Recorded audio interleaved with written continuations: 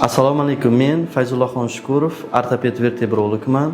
Asosan umurtqa pog'onasi endoskopik jarrohligi bilan shug'ullanaman. Umurtqa pog'onasi endoskopik jarrohligi nima? Bu mayda kesmalar orqali, 0,7 santimetrlik kesmalar orqali bemordagi umurtqa pog'onasi disturasi, ya'ni grija, umurtqa kanalini torayishi, stenoz kasalliklarini zamonaviy usulda bartaraf qilishga asoslangan. Bu juda ham xavfsiz usul hisoblanadi. Bemorda, demak, asoratlarsiz kasallikdan davo topishga yordam beradi. Men Shohruh Yigitov, Grejuz jamoasi a'zosiman. Bizning markazimizda har kuni o'rtacha 5 tagacha endoskopik usulda, ya'ni xalq tilida aytganda lazer usulida grejani olish, stenozdan kengaytirish operatsiyalari bajariladi.